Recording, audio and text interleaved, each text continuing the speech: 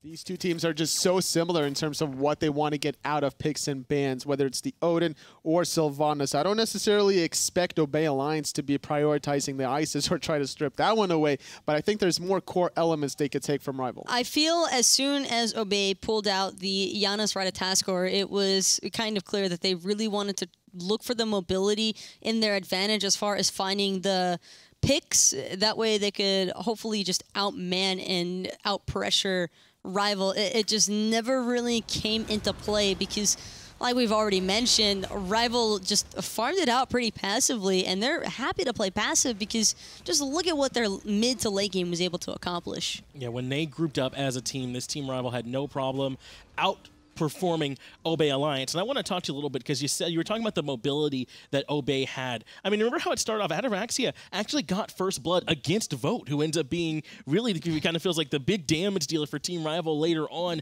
I mean, what happened there for Obey Alliance? Why couldn't they see success with this high mobility comp?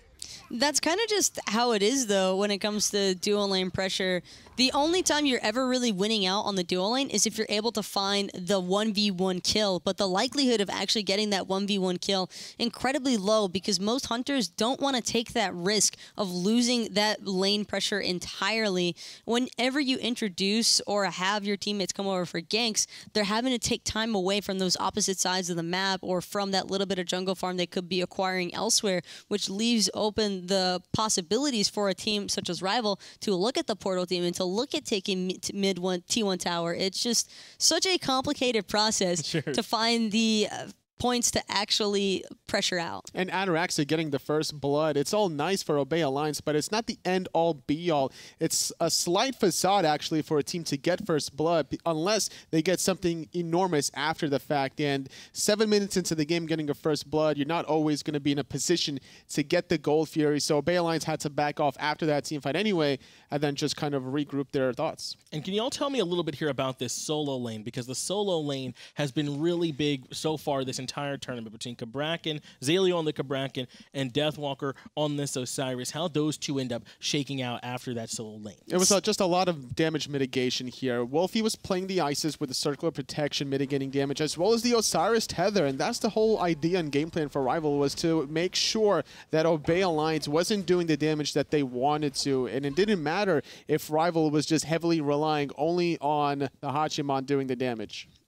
Speaking of damage, Deathwalker giving us a quick dab in the process, but Rival, to me, it's one of those teams where you're never really going to get a chance to take advantage of their solo lane. They just are way too good at positioning, and Deathwalker just seems incredibly difficult to punish because of how much map awareness he usually carries whenever he's or considers whenever he's looking for pressuring out an enemy solo laner. And on top of that, solo lane seems to really dictate the pacing of a lot of the matches that we see, and it's especially true in North America. We saw in that previous set where a first blood almost every single time either occurred in the solo lane, and that was pretty much who won the game afterwards. Yeah, the pressure from these solo laners has been so big. But take a look at here, because we got some of the video of these teams right now here in between these games. Rival, they really seem relaxed. They really seem at home up there on that stage. Even though they're going up against the #1 team in EU, going up against a real powerhouse, they seem pretty relaxed and comfortable. If you look at their journey to get here, they 3-0 Dignitas. It was an easier journey for them to get here, whereas Obey Alliance, they had to 3-2 Elevate. That threw everything and the kitchen sink at them. Having to go the distance against that squad is never an easy thing to do. Elevate going 4-1 in group play, so congratulations to them. And now in this finals, Rival are feeling confident. They know what it takes to beat Obey Alliance. They've done it before in the past, and so far they're doing it here in the finals. I think the main thing here as well is Rival, because of the fact that they were able to 3-0 Team Dignitas. It's just such a massive confidence boost. I mean, so many people were just viewing Dignitas, including Dignitas themselves, as being the best team in Europe, despite whatever the standings might be with Obey having actually finished first during the split process. But not only was that like a severe impact to Dignitas and how they felt as a team, but it helps Rival incredibly because they're just so confident in themselves now. I think that they feel as though they could pick any 5 gods and probably find a win with it. Well, I want to talk to you all a little bit because that was game 1 here of our best of 5 going on between Obey and Rival. Game 1, you kind of got to put it out of your mind if you're Obey. What do you want to start seeing them look for here with game or 2? Is there anything you want to see them do a little bit different in the picks and bans, which you actually have ready to pull up here for y'all now? I think it's just trying to focus out Callus. Whenever he makes a rotation, no matter what god he's playing in that Guardian role, try to isolate him, not make his rotations too fruitful for the rest of Team Rival, and I think that could be an easy way for Obey Alliance to get an early game lead. I want to see a little bit more emphasis against the junglers, actually. I don't think that iceicebaby should be allowed to play these freebie utility guys. You know exactly what an Odin is going to bring to the table. You know that he's just going to try and press forward the entire game to cage your whole team and then leave the rest for the follow-up. And I just feel as though he was kind of handed that Odin selection in game number 1 to really just help his team to victory.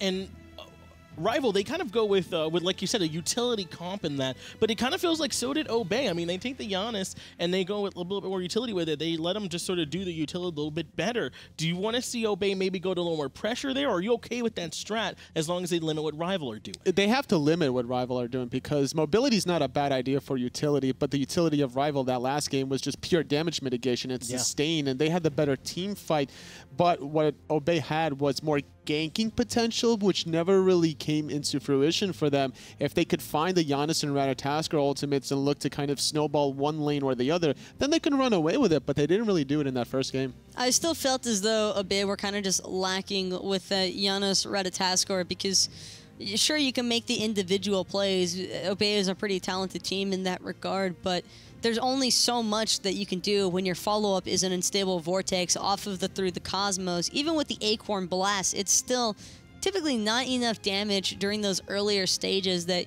you would want if you're looking to try maybe find the early Gold Fury or find the early Portal Demons. And Wlfy's contest as well with the gods like Isis, Zeus, and whatnot, it just make it difficult as is when you're trying to find early game objectives. Obey get that first pick, Fafnir, a contested pick, but Rival get 2 contested picks of their own, the Muzen Cobb and the Chulainn, 2 gods that we've seen be really big factors in the games that they're in, totally. The first 3 picks were really quick here, and yes, Chulainn has been really impactful for both Europe and North America. Muzen Cobb has been banned primarily, but because of what Rival was able to do with this Odin Osiris between the love relationship of iceicebaby and Deathwalker, they want to break that one up and try to get their first W.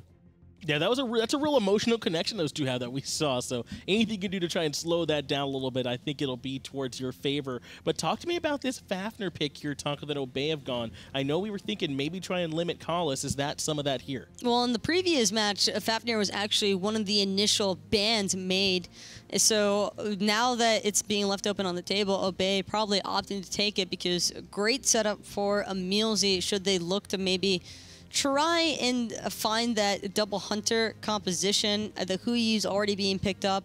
There's also the options maybe for either a secondary hunter because of that Cabrakan that could possibly be a jungle, or even a soul. Fafnir is just so great with so many different hunter selections. Between all the physical hunters, then you got your soul, Chronos, Freya, whatever you want to run in the late game, Obey Alliance can do so. However, now Rival with this Athena pick is going to try to imply some of their own global pressure, maybe targeting out one of these side laners. And Rival ban away that Nemesis. They want to try and remove one of those pressure junglers away from the option of Obey Alliance. And Obey in return ban away Poseidon, some big follow-up magic damage for those Athena taunts. And that's kind of what you need to do, because last time this Athena-Poseidon combination came into play, it was way too much to handle. So much viable setup and crowd control around those tight jungle corridors. And when you're trying to protect your buffs, that's not what you want to be running into. The Whirlpool is just going to be able to create too much of a diversion against Obey Alliance, not wanting to deal with that.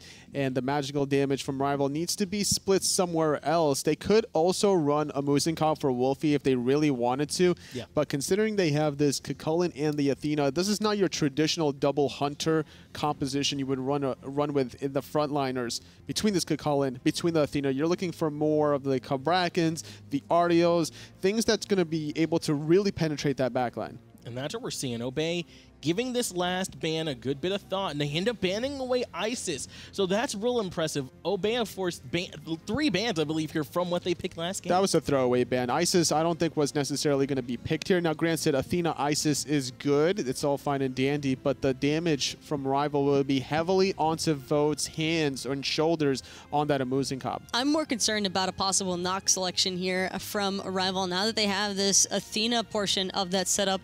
And sure enough, it's going to be the Nox, and that is pretty spooky because Athena Nox is just a freebie. Athena anything, honestly, is just really free. And I think that Obey Alliance need to either look at this composition and be like, okay, there's a lot of mid-mages that would work with this Guardian support, so we should have probably either taken that off the table or picked that for ourselves. Now with that Nox support locked in, we move back over to Obey Alliance. They're going to be making the last 2 picks here of their selection phase. They already got the Hui and the Fafnir, so they got a couple more options available to them. Where is Obey looking to go with these last 2 picks? Well, again, Ratatoskr is still on the table, but not sure that's, well, it's going to be the choice. It's just too free for you, Taco. Just too free. It's not that. It's just that I'm not a huge fan of this Ratatoskr pickup, and I say that simply because there is just so much viable peel already from Rival's composition. The only member I could really see Twig focusing out early on would be this Muzen Cob, but even still, you have to worry about the constant nagging of an Athena using that Defender of Olympus. It's a global ultimate. It mitigates damage, and when you have that on the table, I'm not sure that it's really worth taking the risk of the Ratatoskr. There's going to be a ticking time bomb until CaptainTwig can no longer go into that backline, and as long as he gets the farm early on, he should be able to outpace the Athena. But look what Rival are looking to do here. They're getting global pressure on themselves. It's going to be Janus in the mid lane, which leaves me to believe that this Nox is going support. You feel as though that's an Athena in the solo lane, maybe, for Deathwalker. Unless we're seeing the EU Janus solo special.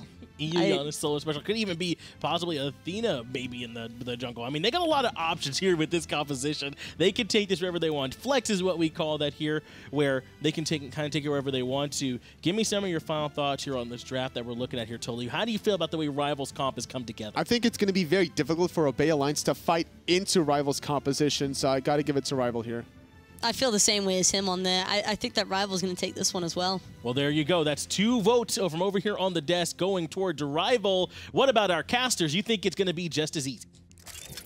I don't know if it's going to be easy, but it's going to be exciting. Tom Badinter joined here by Ryan and Graham, and we've got a fantastic one for you. Game number 2 here. Easy like a Sunday morning. But it's Sunday afternoon. Damn. I was so close. Yeah, it's actually getting closer to the evening than the morning. And actually, you know what? It's morning in Australia, so shout-outs to everybody joining us from the Oceania region. No, it's not. You go to Australia for like a couple days and you just give them shout-outs left and right? And he gets it wrong because technically in Australia it's like a Monday afternoon in Australia. They're ahead of us, not behind us. Well, you know what? Wow, so you even got it wrong trying to shout them out. That's even worse. You know what? Team Rival are up 1 game. They are. At least you got something right in broadcast. Hey! I really like this, that Rival has kind of adopted something from Elevate that isn't the double Hunter sort of build. It's the Hunter, or excuse me, it's the Athena in the jungle. It's the Nox in support. This is really good. However, there is very few, there's really nothing else on Rival that burns beads outside of Athena and outside of Nox. Usually you want at least one other god that's going to force you into a purification beads usage to really make it worth it for you, but Rival have to really rely on iceicebaby and Kalas being everywhere. This is like an impersonation show. It could be okay.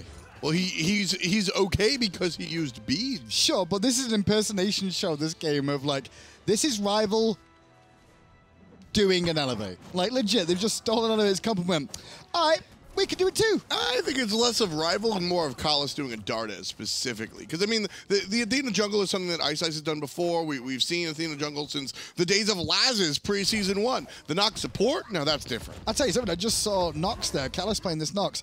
He landed more autos than I've ever seen him land as a Guardian. Well, in a row. Now they're ranged. For a Ataraxia Guardian. level the 2. body block is nice, going to force out the jump. But wait, that's a Guardian doing that too. It's a Guardian player. Not many Guardian players can actually land auto attacks from range because they're just not used to it. Well, that's why they play support. Clearly, Kalas knows what he's doing. You know, I mean, this Team Rival squad. It's funny. We keep bringing up, you know, Elevator They have their weird comp, their janky comp. Right now, Wlfy not doing too janky here. Looking for Xaliea. Nice screen. Body blocks are good. Not good enough. Xaliea walks out. Twig's stun there was huge. And now Wlfy 1 minute. Oh, the beads to the rescue. Ooh. That was crazy. Like, I've got to say, Twig's two-man stun with the acorns was amazing. That's Bought enough time. And then Wlfy missing the unstable vortex. It does get beads, though. What was that? That was nuts. It hit 2 of them. All 3 nuts hit 2 of them, and that's why they both got stunned. Totally came from out of the other room to give you a thumbs up because he knew me and Hindu Man weren't going to do it. That's because Totally appreciates me for me. I don't think aggro was being intentional there. That was just accidental. That's the worst thing. No, that was totally intentional. No, what are you talking about? Tell you what was intentional, that little dash in from EmilZy to make sure it went 1-for-1 at the Oracles. Back on subject, segued, boys. It was okay. Yeah, it was good until you pointed it out Yeah. that it was good. I had to because this is getting terrible now. It's like I think it's not just getting terrible. I think we've been there for a little bit. If we're all being honest with each please other. say you said not then and not. What? I thought you said it's not getting terrible. I was like, No, oh, I said please. not. Okay. Wow. We're That already derailed- there. That derailed quickly. I mean, it's 4:53 here in Atlanta, and still It's okay. real Bomb King hours here Well, at hi-rez Studios. It's real EU final hours, and the way game 1 went, it's going to go a very similar sort of pace here. More than likely, it'll be around the goal here in objective control more often than not. And then a couple of big team fights where it'll get really hectic and everyone will play really well. Although, let's say it gets towered out. I love the attention that Team Rival is paying to Xaliea because they're sure if you present yourself enough, I guess we'll go for the kill. But really, they're just looking for the proxy farm and just trying to chip away at this tower. And iceicebaby has that ultimate now, so you can get out of danger if necessary, even if CaptainTwig was to rotate over to that right-hand side. But Twig just now hitting level 5 means that it would have been difficult for him to make that rotation and make an impact anyways. And I love what iceicebaby's doing here, waiting for the back harpy timers, knowing exactly when Obey would have cleared those. I don't know if they cleared those, and that's why he had the timer, or if his game sense is just really that on. It's also because of the fact that you know that it's going to be available. Oh, However, he blocked. Twig, that dash was beautiful. Now he can get a lot of beat-down damage onto Ice. Hey, friend. Luckily enough, Wlfy to the rescue. A little bit more, but hang on, they're not done. They're not done. He's gone, though. He's got an ultimate of his own. Oh, he's Off to dead. the races. Did that hit? No, he didn't get a No. stack. I thought he had a stack on him. He got away just in time. iceicebaby. That was a play. That was a well-timed retreat, Athena. Calculated. Exactly. Could have had the Aegis there, but a longer cooldown than Defender of Olympus. However, it does mean that iceicebaby won't be here to defend these buffs on the right-hand side. Now trouble as Kalas is surrounding EmilZy, but more damage going on Kalas because of the Zeus man. And that's the one thing you got to be careful of here. Hang on, ultimate out of Deathwalker, Nice but there's a knock-up. 4-man rotation coming in with PrettyPriMe and EmilZy trying to free, but Deathwalker's going to take them all on. Knowing he's got iceicebaby on space and time. It's coming down, but it's not going to connect. Deathwalker will pick up Twig, though, on the tail end of that engagement, and EmilZy is low on mana, and you know what happens from a dragon? It becomes a dwarf eventually. Oh, he's stuck in the trouble puddle, caught on the leash, half HP for the Guardian. iceicebaby still giving chase, finally gives up because the team more interested in the speed buff. Do you like what Prime did there as well? He kind of hung around that speed buff going, if they go for the kill in mid, I can secure the speed, but nope, not this time. That minion is what ends up killing CaptainTwig there in the lane. Surprised, I think, everyone here. I heard a couple of yells out there from the pit from some of the players, and you know Twig is just kind of frustrated that that minion decided to target him as he's walking into that lane. But honestly, he should just be counting his lucky stars that he juked out the abilities from Deathwalker enough to even get that far, plus the well-timed shell from EmilZy. I do like the fact you called it a pit too, because it kind of does stink in there with all those players. I've been calling it the pit. Yeah, I all actually weekend. did steal that from FDOT, if I'm being honest. Did you really make that up? I mean, yeah, just been So calling it the pit. proud of you. That's Oh a good my idea. God, really? Good job, Tom. You're gonna do this. Yeah. You're gonna be that guy. I mean, I'm always that guy. Right. Oh, no, am I? No, I'm supposed to be reformed. Yeah, Yeah, you're reformed now. you're reformed now. You're Reformed. just saying things like "jolly good, fellow sir." It's a jolly good game so far between these two teams. Rival up 1-0 at the 5.5-minute mark. EmilZy will take a trip back to base to make sure he can get a couple more wards and a bit more of his item build. What a great individual player from Denmark. Listen, you're from Manchester. No, I know.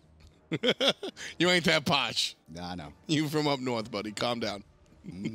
I don't know. I didn't know enough about it. I was enjoying myself. That's not Hindu, man. Well, obviously. 'cause No, that's how I talk to my Hindu, mom. man. Have a spot of tea, mate. Oi. That's Hindu, man. Oh, that is- of course. That's exactly How could what I he sounds possibly get them confused? That's exactly what he sounds like. CaptainTwig, however, from a different spot in the UK with a slightly different accent. Gonna walk away from the right side. Instead, look towards the middle lane. Drop down! Finds the knock-up, and it's gonna be trouble for iceicebaby. As he dashes away, can't catch up, will be EmilZy. And that is the difference between what we saw out of the Janus play from Prime last time and Wlfy's play this time. Prime wasn't able to really help out his team. He was too busy protecting himself. Wlfy, though, he's there to save the day with the portals in the early game. And the Aegis ends up saving iceicebaby there to some degree as well, having that as to immune the damage from PrettyPrime's detonate. But man, the team play from Rival just continues to impress. Xaliea, though, just going to get away with that beads. And I love the beads on him in this lane as well. But no, he should still be dead here. Yeah, they're going to give full chase. Twiggy from the backhand is going to distract, however. iceicebaby should be fine. I'm laughing because it's been 7 minutes of this game, and I think that Xaliea has been camped for 8. It feels that way for sure. I'm sure that's what he's saying, at least to his team. Love the little interaction we saw from him earlier on as Deathwalker was chasing him down. Root immune whenever you press that first ability for Cabrakan. So that fist slam that Deathwalker has in the Rage transformation form, not going to bring the CC, so a little bit harder to lock him down. Despite that, still going for purification beads for Xaliea, and that's twice in a row now that it saved his life. Not sure where you send this red buff to, that Obey buff, looking at what that carries here. Obviously, Zeus really loves it, even at whatever stage of the game, but Hunters are always the ones that like the red buff. They're going to give it Ataraxia. I like this call because Hu-Yi has that solo potential up against an AMC because of the fact that AMC is so immobile. You drop the Suns, you play aggressive. Trouble in the jungle. Speed buff will be taken out by iceicebaby. And he gets the successful invade. Now he's in trouble. Cabrakan cuts out his exit path, but a little bit of help from the mid lane. Doesn't matter. He turns back, and Xaliea going to double back on him as well. Mid lane in still giving trouble, but the jungler able to get down. Deathwalker's in trouble though, surrounded, and now there should be a trucker horn available any second, but it's not even going to be needed. CaptainTwig picks up another, and that was just Wlfy using his portal too early to help Athena out, and that on cooldown meant that Twig could immediately continue the aggression. Well, through the Cosmos is going to be able to chase anyone down through a singular portal, and even with creating some distance, not enough to get away from CaptainTwig. And that Zeus damage early on, so impactful. Such a good team fight on the right-hand side for Obey. That's where they want to fight, where Wlfy's not going to be able to use through space and time aggressively or defensively, because remember, he had already used it to try and snipe out Xaliea, who we thought was backing underneath his tower. Ataraxia kind of bringing it to Vote just a little bit there. Able to get the stun and some follow-up damage, but Vote makes a nice pathing. He chooses the right walk away and finds safety. I'm not going to lie, though, but if you close your eyes and you didn't see the scoreline of like which teams were playing, you would turn around and think with the gods that the Rival have selected, it just is Elevate's comp. That really is. I mean, Rival haven't really run this before. They've got a mage in mid. Okay, yeah, maybe fair. it's like Elevate from before they picked up Death Panther. And it's Nulissa playing her Janus. That I could see. That's quite on the money, actually, yeah. Yeah, that's right there.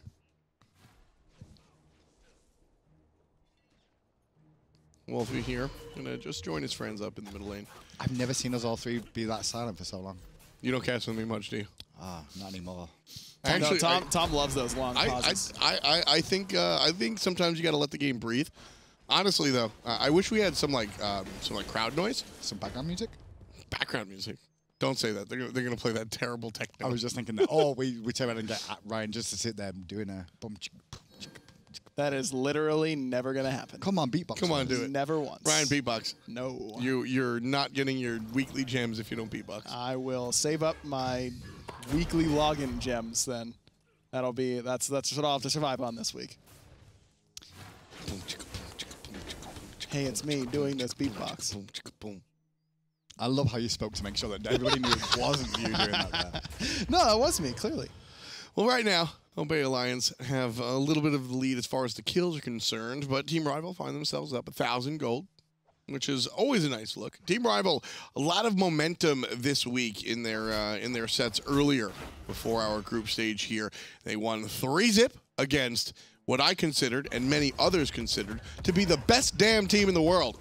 Dignitas didn't really have the showing that they expected, but Team Rival, woof. Certainly a different story. Well, everybody knew coming into it the Rival would have a good showing. I mean, everyone expected it to, even though their online performances was something to be desired from them throughout the full split. But coming into this, you knew they would step up. You know, I knew they would step up. I didn't expect them to step up like that. I mean, step up and then step down on Dignitas' face. That's what I was about to say. I didn't expect them to stomp down on Dignitas with how well they played, but you could tell how prepared they are. And if there was any doubt that, maybe it was Dignitas just didn't play well and Rival took advantage, I mean, they just stomped Obey in game 1. That really wasn't a particularly close game between the two, despite how long it went. That was a rival in control for the majority of it. One team fight goes Obey's way, and that whole game changes, but there's a reason that rival ended up on top so easily. This could be a big fight here. Obviously, Zeus still in base right now, coming back is PrettyPriMe. Surprised we didn't see rival go aggressive. If they would have known that Prime wasn't available, I think we could have seen an engage coming out there from iceicebaby with those taunts. Maybe. I think Team Rival just wanted to go get the vision and walk away. I think Rival much more interested in the Gold Fury that could happen in a matter of moments. But is it worth playing so slow from Rival's point of view? Are they on a clock at all this game, or is it the other way around? I would just prefer to see iceicebaby be a little bit more aggressive with this Athena jungle. Yeah. That's the thing Cherio is so aggressive with that Athena, and it always seems to be aggressive in the right spots as well. He gets beads, he resets the team fight, and then he does a greater job of reinitiating afterwards. And Ice hasn't really done that thus far. It doesn't mean that he won't start to do that whenever everyone starts to group up, but until you get those beads out, this composition doesn't really work very well. Maybe, though, now that you say level 12 and going back to base, he's going to get the blink, which I thought would, and that's the time where we get a signal out of him that he'll now start the aggression. I see the move into the Void Stone, and it's a hybrid item now that has a ton of HP on it, so that's all well and good, but it is a fair amount of damage. It's a damaging item, and I think one thing that usually hurts the opposing players of an Athena jungle is the surprise at how much damage she actually does, and it feels like iceicebaby kind of underestimating his damage output. Well, that actual item choice there for iceicebaby means that you're going to have Nox being a little bit more viable, a little bit longer in terms of her damage output, even though she's going to go more of a tanky build here for Callis. But not only that, it's also giving magical protection, which you're going to get hit by Zeus in this composition, so at least it's going to absorb some protection. And it'll help out Wlfy as well. I definitely love this Void Stone pickup early on here for iceicebaby. Also love the Runic Shield for Deathwalker. In my mind, one of the more underutilized items in the game right now. Does so well against these magical solos, the Guardian and the solo lane. Reducing their magical power by 50 is more than Xaliea has. Xaliea could be dead. Xaliea could be dead on the right-hand side right now. He's being ganked under the tower, and the tremors will come down, but it won't be good enough. Twig, the counter gank. CaptainTwig gonna go ahead and tie that one up 1-for-1. I'm not going to say it, but the Callis in the mid lane could be under pressure. Hammer into the ultimate. He'll dash away. The detonate, not enough damage to bring him down, mainly due to the magical protections that Nox has. And that's iceicebaby using that Athena ult to try and save Deathwalker there. Instead of using it to try and aggress and get the kill before any of that happens, just not quite on the mark in my mind. Though Rival probably assumed that they didn't need the Athena ult to get the kill, and they were correct, but also have to factor in that Obey has a semi-global on their team as well. Ask and ye shall receive. iceicebaby goes aggressive by himself, invades the enemy speed buff by himself, gets the enemy speed buff by himself.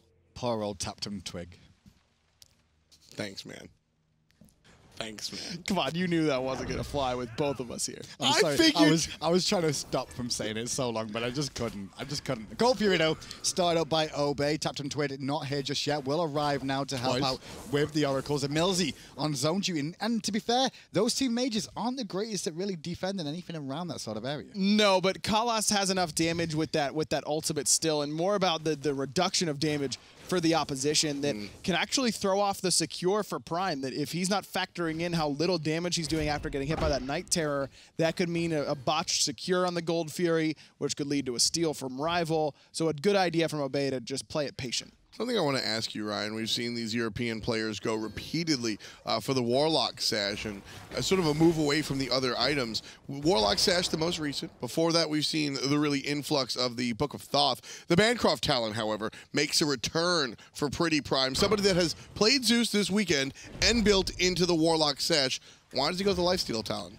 He thinks that he's going to be getting low and escaping with a detonate over his shoulder, you know, trying to get out and deal damage as he gets lower. Plus, maybe just trying to accelerate towards some penetration in that build very early against a fairly tanky lineup for Team Rival. This allows him to get a cheap power spike in that second slot and accelerate his penetration in the third. That's where it makes the most sense to me. Now, you could have, if you want lifesteal and you want, you know, a 100 power, you go Book of the Dead. And you get some health, you get you get that health shield, the life steal. That's a better option if you're just looking for that. Yeah. But Bancroft's the best thing about Bancroft's. The best thing about Bancroft's is that it's cheap. Is that it doesn't take long to build, and it allows you to start working towards your other items faster. I would have said it was also because it's purple, but rest in peace, that. Yeah, it's not purple no more. I missed that. The Not purple purple bill. no more. I'm so sad.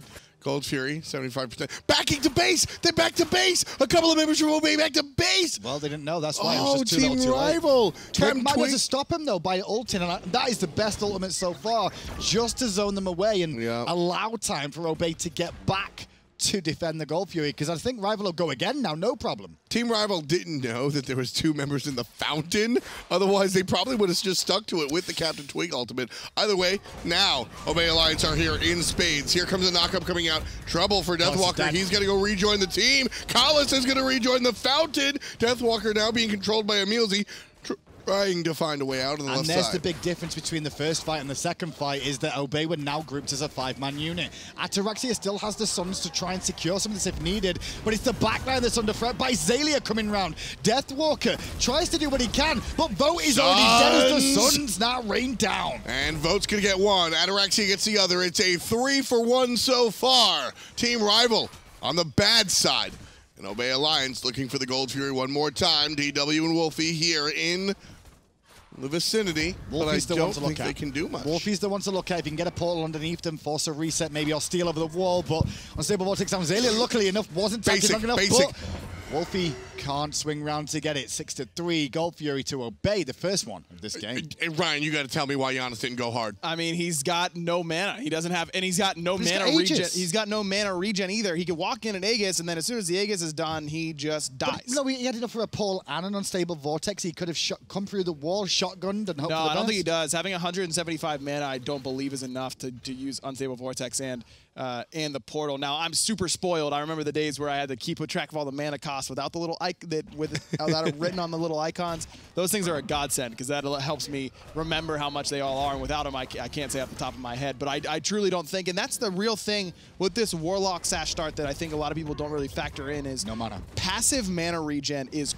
critical for mages in team fights like that. If he's got a Sands of Time, if he's even got a Soul Stone to get a little bit of extra mana, get a little bit a burst of mana for hitting an Unstable Vortex with those max stacks, then yes, that could be an option. But he's not getting mana back anytime soon. He's got to go back if he wants it. Look at this Relic Dagger coming out from Vote as well on this Muzen Carb. Interesting to see that. It's not something we've seen too often on the Hunters. No, but Vote, this is the second time I believe he's built it specifically on the Muzen Cobb, just trying to get a little bit of extra health. He also gives some attack speed for him, which of course is one of the most coveted stats as a hunter, and it keeps him safer. I mean, Muzen Cobb, what's the knock on him always? That he just dies if you can get on top of him. Yep. Well, now he's going to have his relics up more often. And I think the relic bait is a little bit harder because everyone knows the calculation of like how long it takes once you burn beads, and if Obey try and play around that without realizing that Relic Dagger is reducing the relic cooldown, it means they may go at him and he's got all his cooldowns up, and then the fight swings the other way. One of my favorite items, just flat out. No other item can do what Relic Dagger does when it comes to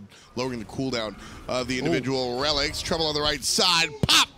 Vote gets the kill. CaptainTwig in the trouble portal. Collis with a fantastic assist right there. EmilZy still trying to cause problems, but he's got problems of his own. PrettyPriMe on the left side. Team Rival launch out the ultimate, and they gain control of the portal demon. For now. Ataraxia trying to stop it. Got to be careful of PrettyPriMe with that ultimate, but he's in the trouble puddle himself. The portal demon's already down. Callis jumps to the wall, and Ataraxia will get the kill. Now it's Rival's turn to turn tail, as Obey don't look too bad, but some of their members are a little bit too low to continue the chase. Xaliea kind of killed his own CaptainTwig there. I mean, it was just the fact that Twig's beads were still down for the last engagement. That's the first time this comp idea for Rival, where it's Athena taunt in the Nox combo, has actually worked for them so far. And again, it just comes down to the fact that for me, there is not enough beads burners on this roster for Rival, and that's why they haven't found success. Now they need to look at PrettyPriMe. His beads are down for the next 2 minutes. That's got to be the target. I'm a little bit worried as well by CaptainTwig's relic choices. Like, we've seen some frenzy today from Jeff Hindler, but on Ratatoskr, when you're going to be frontline as hard as you are, you kind of want that Aegis to keep yourself alive a little bit longer. This is very risky, but it can be rewarding. Taunt good on Xaliea here as the dive is strong underneath the tier 1 tower. Very just minimal health on it. The minions are going to finish it off. Twig by yourself. No, it'll do it for damage if anything, but then iceicebaby managed to give a chase. Taunt, I don't think managed to find him not there, able so to catch him. just managed to dash away. But now Iceice will find out the speed should be up momentarily. Keep an eye on that speed buff invade, even though Vo is pushing in the mid lane. Going back to the frenzy here for Ratatoskr. Yeah. To be fair, I don't know the last time that Twig bought beads and Aegis. He's been one of the main proponents of going beads and some other type of relic. Around the corner comes the team of Obey Alliance trying to defend against rival. It's Wlfy, who's relatively low there, had to Aegis and get the ultimate out from iceicebaby. Kalis with the perfect Night Terror tosses out the ultimate and just a beautiful deterrent for Obey Alliance. Remember, we brought it up before. Nox's ultimate, 40% damage reduction when it hits, and it's AoE. Ataraxia is right up there, ready to shoot somebody in the brain, and then he gets hit by a Night Terror, and he goes, all right. And not a lot you can do. Once you're hit, you're Yeah. hit, and it stays for quite a long time as well. And I love that Kalas is so loose with that ultimate because he's already got max CDR between the cooldown boots, the Genji's Guard, and the Breastplate of Valor. Now he can start working towards being a little bit tankier because right now he isn't too resilient to what Obey is going to be putting out, but he's got plenty of cooldowns to try and combat it. We talked about loose, and that's what iceicebaby is starting to be now that we waited in the earlier game. Loose with these dash taunt combinations. He's doing it a lot more often now, and it's actually forcing fights against Obey. And Obey are having a bit of a tricky time against this. That's why they're actually behind in gold, even though the kills are in favor of Obey. Iceice is trying to get the most out of his passive there. Reach, not only does it extend, but it also does extra damage. So that's why you see the taunt into nothing and the shield wall into nothing. It always looks weird. Nothing worse than getting killed by a reach. I mean, who did Cherio hit with that yesterday? Was that Snoopy, I believe? Who... It was Snoopy, and it was dash, reach, taunt nothing, reach, shield wall, reach, dead. Really impressive. That's got to be a feels bad. Land those long-ranged autos that we're seeing a little bit more of out of some of these supportive style of characters. This Nox, though, played by Kalis, hasn't had the worst game in the world. I've seen some decent combinations, but it's not the same Kalis that we've seen before. And it has not been as impactful as Dartez's Nox, for sure. And again, a lot of that, in my mind, goes back to iceicebaby has not been as impactful as Cherio usually is on the Athena jungle, but Dartez also has a real knack for hitting his combo without any sort of setup, and we just haven't seen that yet. Well, there's the taunt into the trouble puddle, into the leash, and EmilZy going to go right into the dinosaur, falling into the puddle, however, and then one big knock-up coming out from Deathwalker. EmilZy on the bad side of things, trying to stay safe by south side, but here comes the ultimate out of Wlfy, right through the everything. And the ultimate out of the knockup is there. CaptainTwig runs left. This is all peeling for EmilZy to get him away from the danger. A lot of investment from Rival in terms of aggression onto EmilZy, but then Obey, a lot of defensive uses of those ultimates to get EmilZy out of the danger. In the end, Kalis gets too low, EmilZy gets too low, but Obey are looking pretty solid around this Gold Fury. Only Wlfy and iceicebaby around right now. Rivals still have the gold lead, so I don't think they're too concerned, although it's basically a tie game. This Gold Fury going to spread it out just a little bit. Full leash now over the wall goes Ataraxia to the right. iceicebaby to the left, looking for the jungler. Xaliea relatively low. Meanwhile, Kalis coming up the mid lane, very, very healthy, fresh out of base. And the Gold Fury going to get pulled again. EmilZy on zone duty here. I believe Obey still want to fight for the time being, but I think with Kalis coming back and Vogue being around once more, they're going to turn tail for a moment. Wlfy heading home. So it's a 4v5. Rival making the bluff here. They're trying to pretend that Wlfy is right around the corner. CaptainTwig knows better. He'll be actually around the corner. Dash forward, double taunt, looking for two. Damage coming out from Kalis.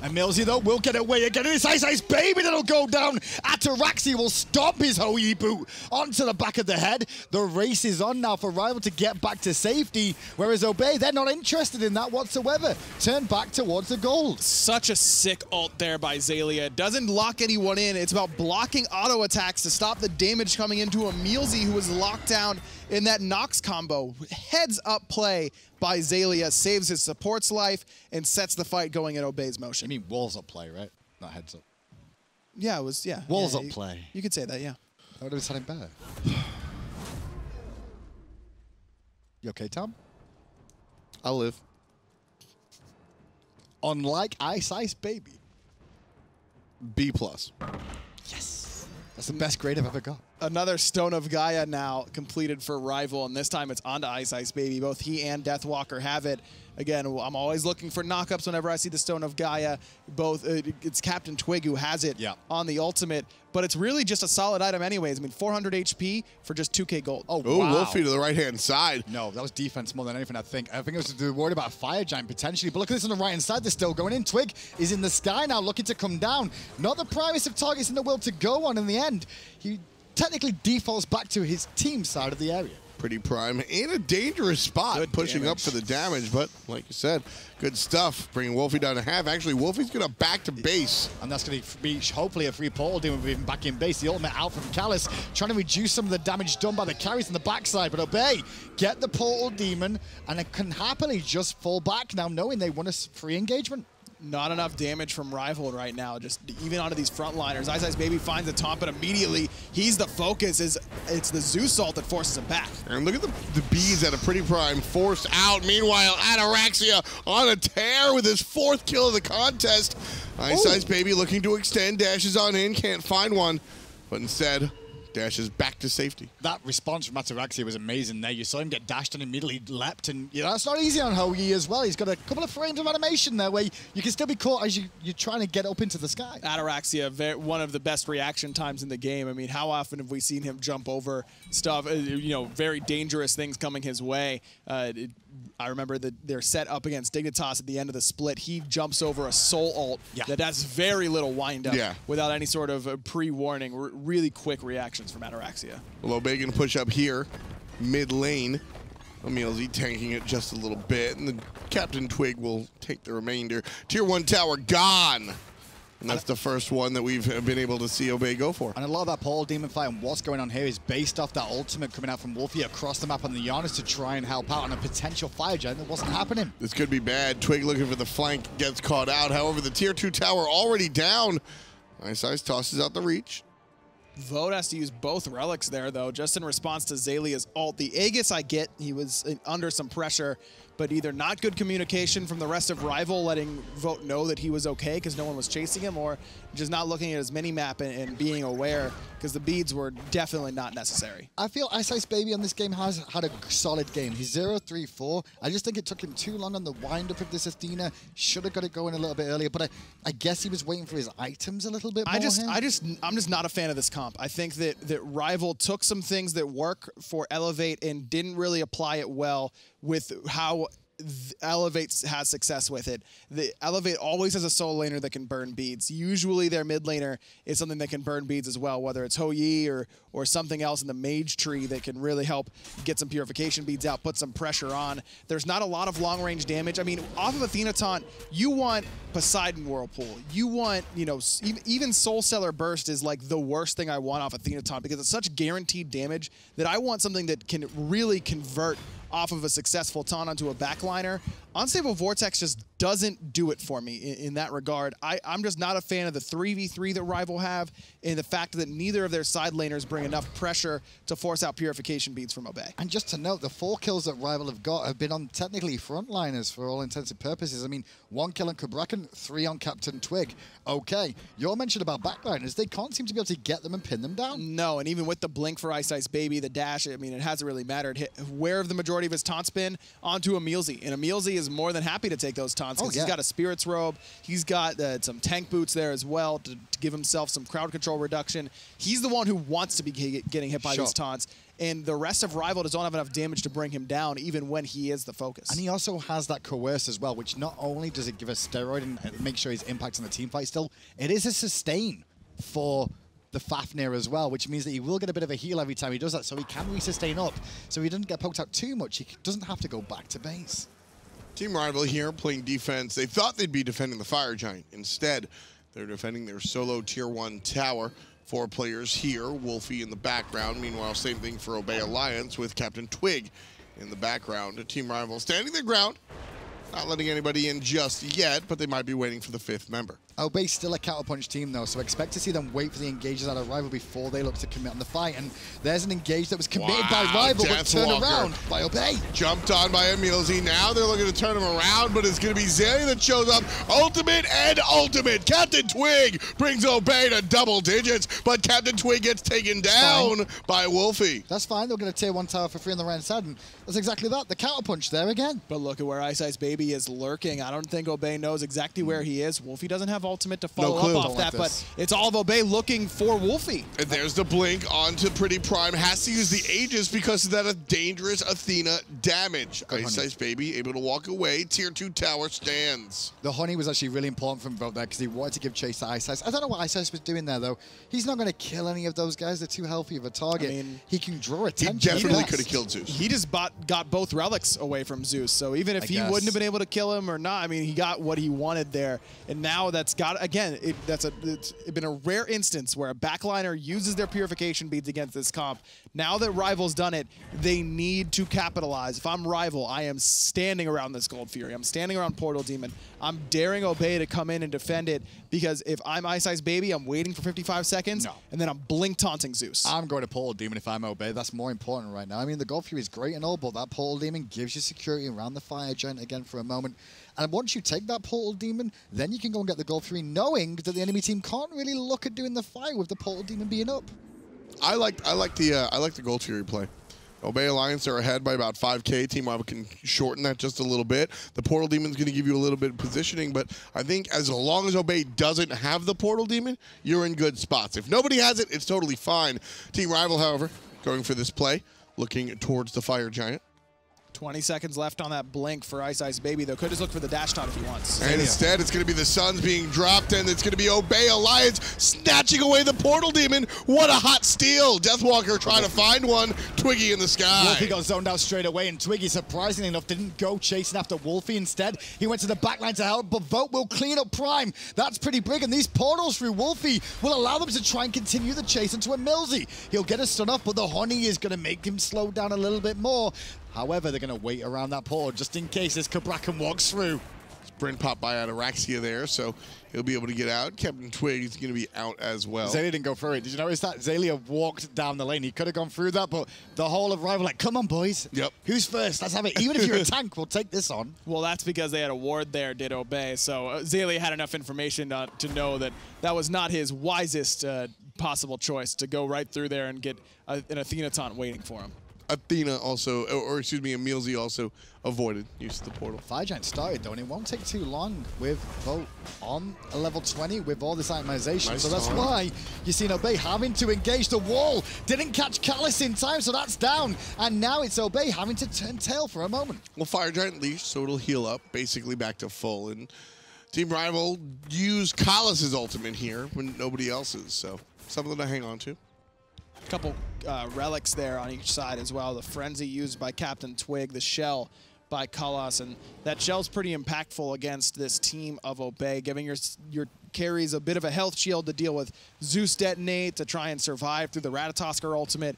Those are big cooldowns that are down now on each side. And if you mentioned that for Obey, I mean, really, they should be looking to engage with the relics that are currently down for them, a Sprint and a Frenzy. You'll still be okay. You've got your carries with your beads and your Aegis available. Yep. Whereas across the way, Aegis is down for Wlfy, which means he's going to sit so far back. Because even if Twig engages on him, yeah, he can purify, but he's still going to eat all that damage. Team Rival jockeying for position around this Fire Giant, Obey Alliance, and Team Rival basically tied for this positioning. I don't think anybody has the upper hand in this team fight just based on where they're standing. So EmilZy's going to bring it to him, misses the hammer on a Vote. Meanwhile, iceice's going to find the taunt onto one. Nice silence puddle, but no follow-up to keep him in it. And the key there was the nice silence puddle, because Callus has started to stop using it so much on EmilZy. EmilZy's trying to draw it out before the fight even happens, knowing that Callus can't silence his whole team. So what happens there is Callus holds it, lets Vote potentially get in trouble to make sure the follow-up damage that could come out is not available because he's got that available. Yeah, the communication from Rival has not been great off the taunts. I mean, it's been taunt onto EmilZy into Nox lockdown into no autos coming from Vote. And you can understand why Vote's hesitant to hit EmilZy with those autos, because they aren't going to do a whole lot right now. But at some point, Rival has to try and get on the same page because that's what this whole composition is built around. I mean, that's what their team is built around. Yeah. Just the interdependence of these guys. We talk about how good Deathwalker is and stuff, but he's just a part of this team. Rival is absolutely a squad that works on 5 cylinders, not just 1 or 2. It's funny because I'm actually thinking about Worlds now as well, because like winner of this is going to be on, what, LG side of the bracket, and loser of this is going to be on United? Correct. I don't know which team would prefer which, to be honest. I don't know. I mean, you're going to Worlds, you're going to be playing really, really good teams. Yeah. And honestly, I think if there's one team that teams either want to avoid or one team that teams want to avoid or maybe even see, I mean, listening to some of the players talk, where energy is going to be on the bracket is going to be the most important in my mind. How well, you know, someone's going to have to go through the 2-time defending world champs. Some teams want to face them. I think Rival does as well. Yeah. But, you know, at the same time, you know that your chances to win Worlds get that much harder when you do. Team Rival with the positioning around the Fire Giant aggressively. Deathwalker in the right lane, getting his farm. Level 20, though. So really just picking up some gold. Can totally make the flank if that's what he wants to do. Almost in that position, though, where Wlfy can start annihilating someone, like really coming through the wall with the space and time. Still needs Rod. I know he's not got the Ratatouille, but he's got the cooldown to just spam these abilities a little bit more often, which is very important. Well, EmilZy going to be stuck here. Nice taunt. The sun's dropped by Ataraxia. Now Kalas is low, going to be chased by the rat, but he's got help from Athena just for the moment. Kalas still low. Ratatoskr in a different spot. Lands on the back line. Finds the kill. CaptainTwig on a tear. 5, 4, and 5 for the UK jungler. But it's only a support that he managed to take out so far. And Xalia's getting very low because Wlfy's starting to jump. Beautiful play with the portal out. Wlfy to come in and get out again. iceice's going to use the other portal around the corner. These portals are being used very well by Rival. Xaliea trying to turn around, looking for Deathwalker through the wall. EmilZy comes over the top. Stunned, but he's fine. Scratch that Xaliea from the back end. EmilZy picks up the kill. He gave him a slap over the wall, and that was the end of him too. That's going to make it 2 kills for Obey for 0, and Prime will survive for now. iceice with the blink and the taunt, going to be followed up on by the Xaliea. Here's help from Ataraxia. Again, 5 kills in a row without a death. Vote's going to go down too as Ataraxia leaps over the wall in combination with Twig. Definitely a Portal Demon. They could look for the fire. I think Portal Demon's safer, especially depending if they know the cooldown of Wlfy's ultimate. Yeah, I think I like the call to go for Portal Demon, back, heal up, and come through and do fire then. No reason to risk it, having most of your team be at half HP or below. And again, that team fight, with this identification from Obey on how the Athena Nox combo works with Guardian Nox has been really intelligent. The Nox player has to step up in order to find the combo off the Athena taunt. So what Obey is doing every single time is just trying to kill Kalas right off the bat. He doesn't have Guardian scaling. He's only got Guardian items, and so he's not going to be able to stay in the fight quite as long. That has been the initial target every time. Once Nox goes down, Obey has been able to waterfall the rest of that team fight in their favor, and now Rival has to try and make the adjustment. The problem is that, again, only frontliners are putting themselves in positions to get taunted, and even if Kalas steps up to find the follow-up off of it, the rest of the damage has not been there. And now it's going to be a Phoenix defense game. More than not, I mean, Fire Giant should equal the tier 2 in the right falls. Quick trip back to base, then tier 1, tier 2, Gold Fury, then we're at Phoenix's. It's 40 minutes in, because if you lose one fight here against a team with a Fire Giant, we've seen it quite a bit today, the game will be over. Yeah, you just lose from that point. And you know, I want to bring up, continue what you were talking about, Ryan, about this the draft specifically. You know, Kalas on the Nox support. It's not his first rodeo, but he's definitely not as tenured as Dardes has been. And you know, I think again, I don't think there's much.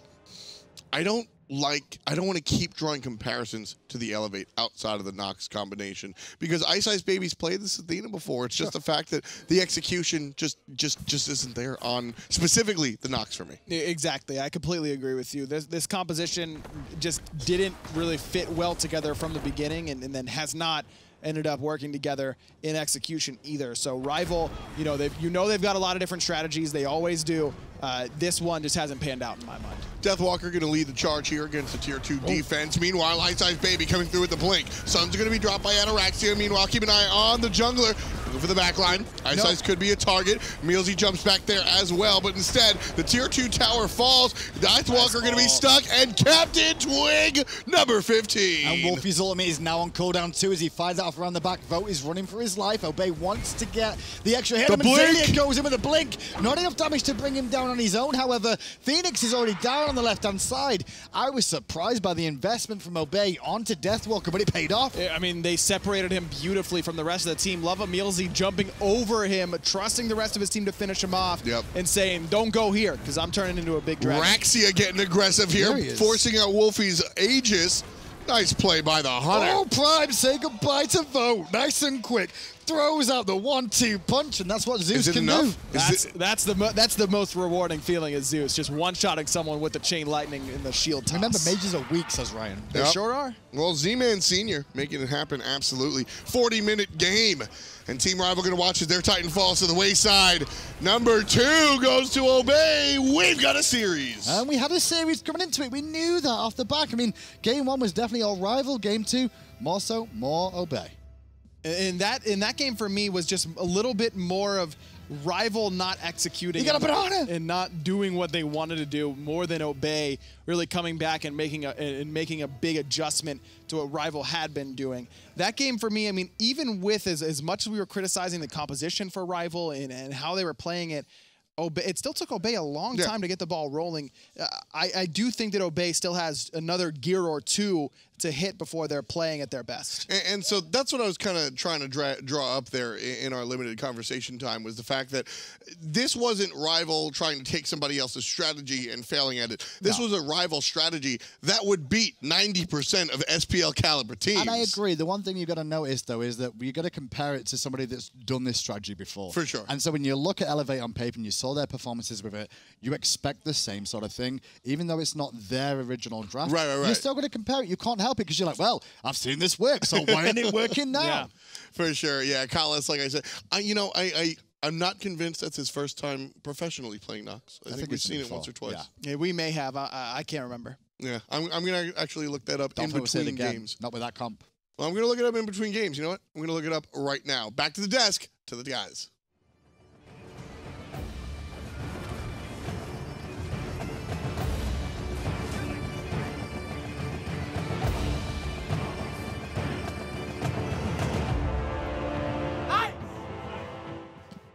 Well, EmilZy was hyped, and for good reason. Welcome back to the desk here, Finch, Taco, and Toli.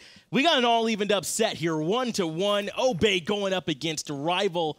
And what was it that went so well for Obey here in this game, Toli? It was mostly the Zeus being able to just out-carry the Janus. Wlfy loves Janus. He loves to play utility base. He even made some very risky plays in the late game, taking us through space and time, almost finding the kill onto Ataraxia before that jump happened, portaling away. And just a space control in the late game damage between Zeus on PrettyPriMe, Ataraxia on Hui is what went the distance for Obey. Very risky plays, actually, from Wlfy, but he just felt confident with himself in trying to make them happen. Didn't really pan out in the end, though, but for PrettyPriMe on the Zeus, there was a whole lot of action happening. He actually, for the longest time, only held 8 assists, but it didn't matter because the fact is he was putting in the damage. Yeah, that's a good point you make there, Taco, about why sometimes the stat line really doesn't tell you everything. Because you're right, he had a lot of assists and no kills for a lot of the game, but he was still all of the damage, or most of it rather, for Obey for a good portion of the game. So I think you're 100% right. Who also did real well for them in my mind, though, CaptainTwig, man, in the jungle for them, running that Ratatoskr and just looking really good on it. So patient with his ultimates, being able to dive the backline, just really trying to focus out Vote, not allowing him sort of any breathing room, honestly. And Vote, he did a decent job as well playing the Muzen card, but he couldn't really out-carry the backline of PrettyPriMe and Ataraxia. That was the main difference here, though, from Twig's Ratatoskr in game number 1 and then Twig Ratatoskr game number 2, was the fact that he had so much patience. He waited until those Nox silences had already been expended, and once that large amount of cancellation was used, he then felt comfortable with engaging onto that backside. He wasn't able to find any of the secures in the first game because there was just way too much self-peel for Rival to really be flustered by these Ratatoskr ultimates. But game number 2, entirely different story. Just look at how long he's holding that. And not only that, just being able to patiently do the counter initiations here under that solo lane, making sure that Xalia's death wasn't in vain, diving tier 2s almost effortlessly, really utilizing this girdle belt of frenzy here to his team's advantage. The damage all across the board from Obey was just too powerful. Obey was looking good. And that man right there on your screen, CaptainTwig, a big part of what went so successfully for them. I want to ask you all a little bit, though, about Rival. Because they had a lot of interesting picks there on that draft. So far in this set, Janus just has not seen that much success. I mean, in particular, Twig was able to chase him down a couple times. Taco, talk to him about Wlfy on this Janus. One of the primary concerns with Janus is that he isn't necessarily one of those mages that's going to provide you with a ton of follow-up damage from the get-go, and that was kind of the story here for a Rival. Wlfy had shining moments on this Janus. His ultimates were really coming into play as far as the disengages and the engagements were concerned, but on top of that, I mean, or aside from that, there's really not much else he was able to provide in comparison to that all-in burst potential from Zeus. I think Rival were feeling very confident having this one-game advantage, and they wanted to spice things up. This Janus was last picked for them. I honestly thought that the Nox would have been played for Wlfy after that secondary ban phase. They had the Athena to set up for some easy plays, and I thought they were going to go for a different Guardian entirely, but trying to take a page from Elevate's book that he managed to qualify from the group play. It works for Elevate. It doesn't necessarily work for every team, though. And that's a